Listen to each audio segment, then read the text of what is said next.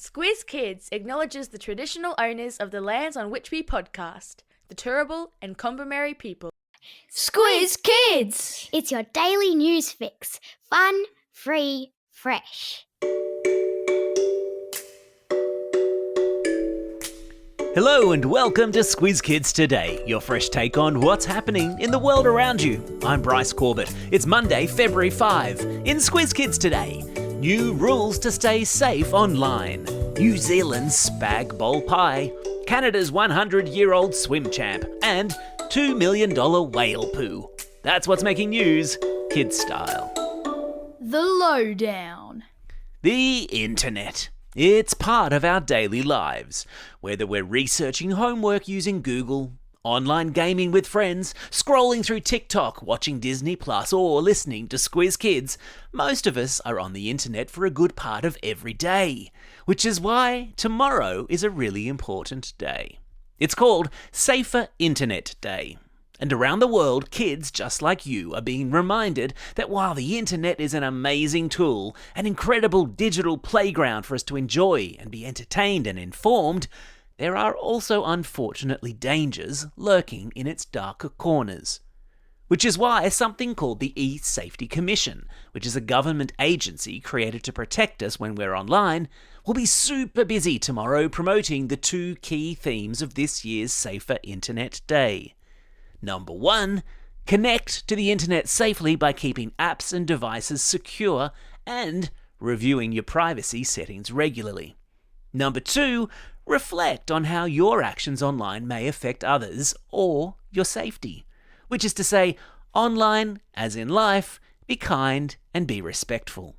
I stuck a link in today's episode notes to the E-Safety Commission's website with a bunch of excellent resources for teachers, parents and kids who want to find out more.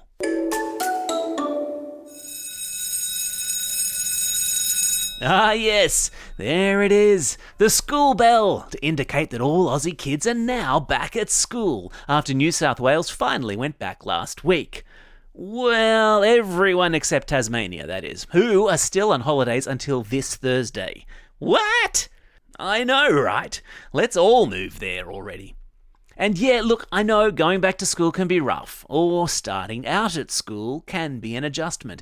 But just to give you a snapshot of how you're not alone, the New South Wales Department of Education last week reported that 477,000 kids went back to school in New South Wales alone last week. That's almost 500,000 of you. And 63,618 started kindergarten, or prep as it's called in other states. That, my friends, is a whole lot of oversized uniforms, lost lunchboxes, and parents crying at the gate. Well, yes, of course parents cry. What do you think? We're monsters?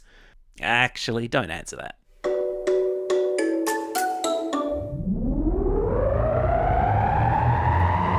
Spin the globe. Each day we give the world globe a spin and find a news story from wherever it stops. And today we've landed across the ditch in New Zealand, where a spaghetti bolognese and cheese pie is causing waves.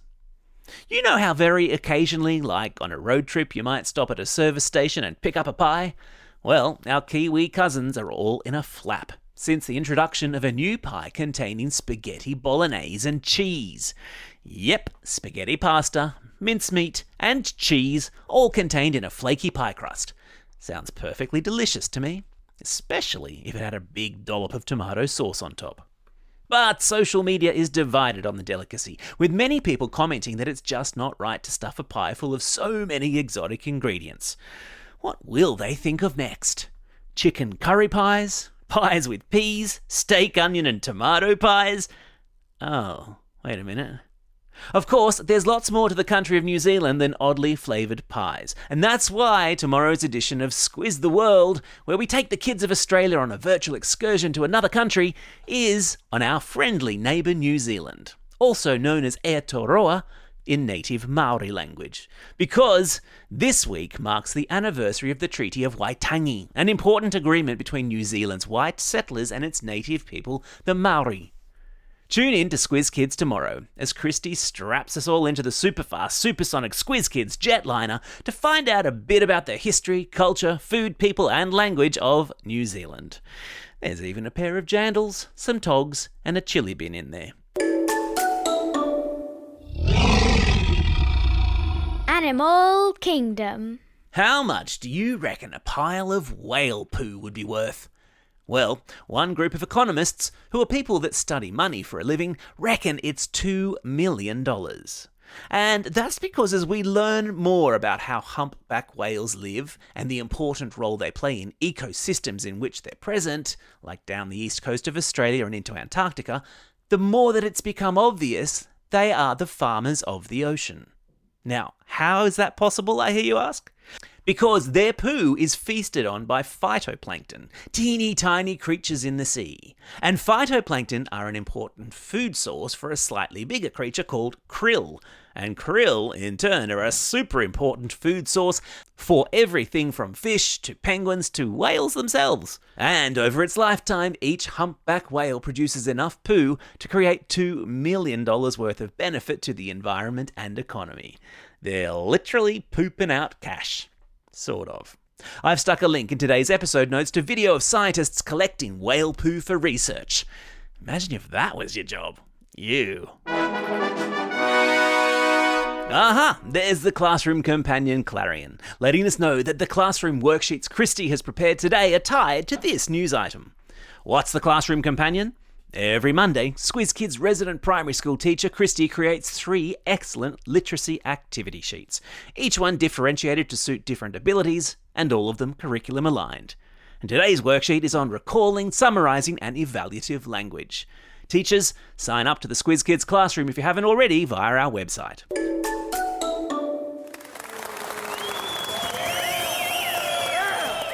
Squiz Kids Salute. And today's Squiz Kids salute goes to Canada's own Betty Brussel, who has just broken not 1 but 3 swimming world records at the age of 99.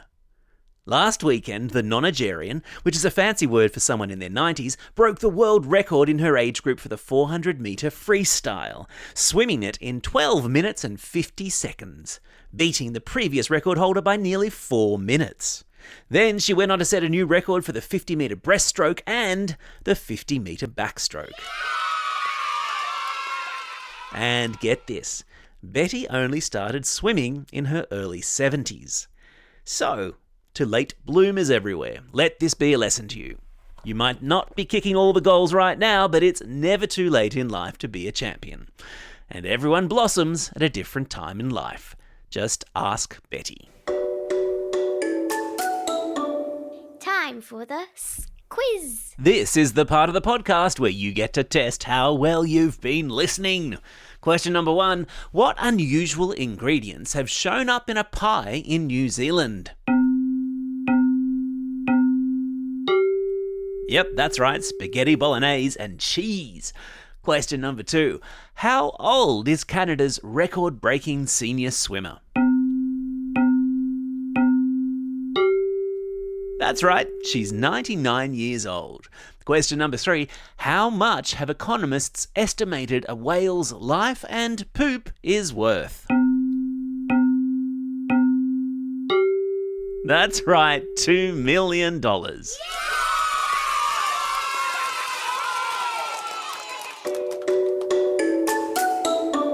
Shout-outs. It's February 5.